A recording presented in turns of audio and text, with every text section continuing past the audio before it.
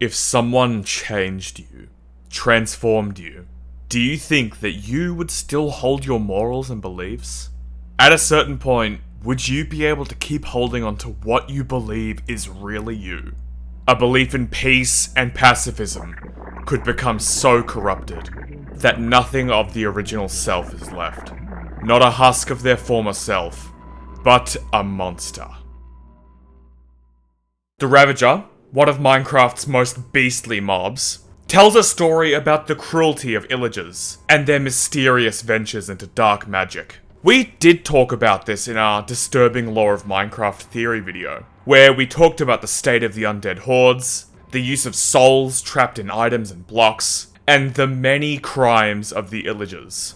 But we're going to focus a bit more on this specific case. A little closer this time around. Let's take a look at how these things work, their origins, their connections to the Illagers, and the powers they've harnessed. It's time for these oddities of Minecraft's overworld to be explained. If you enjoy the video, consider subscribing. Ravagers are strange creatures. Unnatural.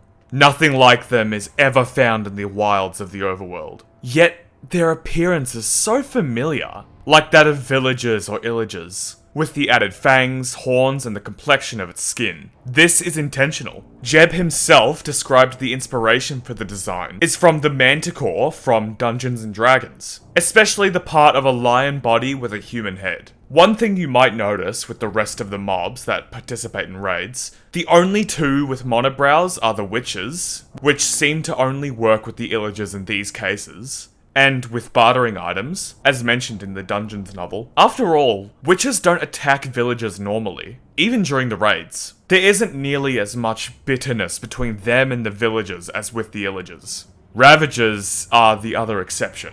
A big part of the Illager and villager design alike is their eyebrows. Illagers have furrowed brows, a display of anger and fury, a desire to fight. Meanwhile, villagers as well as the golems created in their image have just one monobrow. Ravagers who dwell among the Illagers seem to be yet another exception here. These things don't appear naturally outside of being found in Illager raids, and any structures they've set up in Minecraft dungeons, all covered in metal bindings and chains. Yet, it's not an Illager itself. The Illager's Bane enchantment from Dungeons doesn't have an effect on it like it does all the others. Evoker fangs, which cannot harm Illagers, will harm Ravagers. Vindicators named Johnny will attack any mob around them except for Illagers, and so Ravagers will fall victim to them too. Take note of its face, the nose, the eyes, the shaping of its head, and that oh so familiar unibrow. Even the sounds it makes. Comparing them to a villager, they have the exact same inflections. The only difference being its more monstrous voice and beastly roars.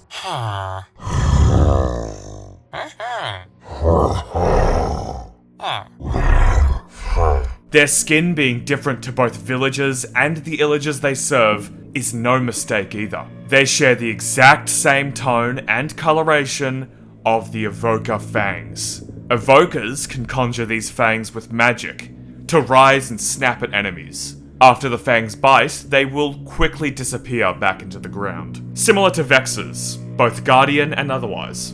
Their magic summons a brand new creature, only for it to fade soon after. Temporary life made to serve a short purpose.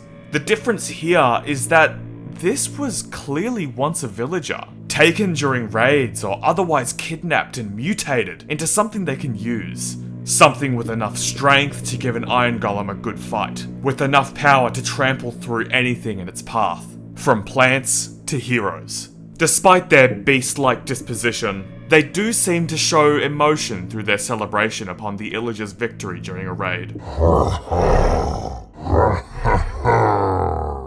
There's still some vague semblance of a person in there. But why would a former villager celebrate destroying a village that would have been just like their own? It's doubtful you could get these monsters to cooperate or even participate in battles, if their minds remained to remember their allegiance to their people. Especially considering the villagers strictly adhere to pacifism, not fighting anyone for any reason. According to the Minecraft Dungeons novel, it's why they hold their hands together in sleeves. a gesture of peace. So not only have the bodies of the Ravagers been twisted and distorted, but their minds too. No surprise really. Around anything other than their Illager masters, they're feral and violent. The Evokers are the ones who have done this.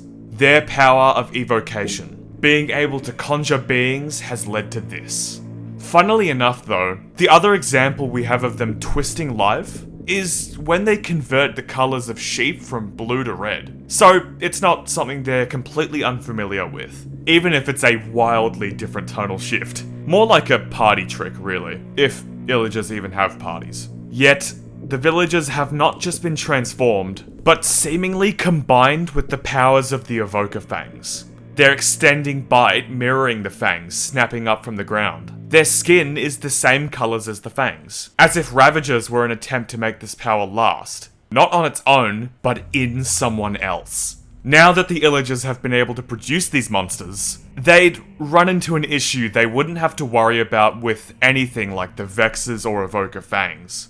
It's still a living creature that can see, breathe, feel, and most importantly, eat. In the Howling Peaks level of Minecraft dungeons, levels like the Windswept Peaks see the Ravagers placed into pens, as if the Illagers did not anticipate the player's arrival enough to release all of them. Around and within some pens in the caves section of these mountains are llamas that the player must save, as if the Illagers are feeding the llamas live to their Ravagers. It makes sense. The only canon novel, as confirmed by the writers, mentions that Illagers are hunters and warriors at their core, meaning that they would round up something in nature and feed them directly to the Ravager. Considering the Ravager's massive size, they'd need something big and whole. It might not even be a very far stretch to consider that villagers might also serve this purpose, on or off the battlefield. Are you still in there? No. How could you still be yourself at this point? Your mind is too far gone to fight back, let alone to even consider it. Now, all that there's left to do, after all that you will end up doing, not on your own accord, is to wait it out.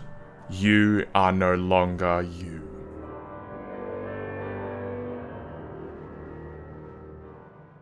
And with that is everything we can glean from the existence of the Ravager. What do you think about its disturbing nature? Which mob should we take a look at next? If you enjoyed the video, please consider liking and subscribing, cause not only does it tell us that we should make more like this, but it also helps the channel out a ton. Thank you for watching, and have a good day or night.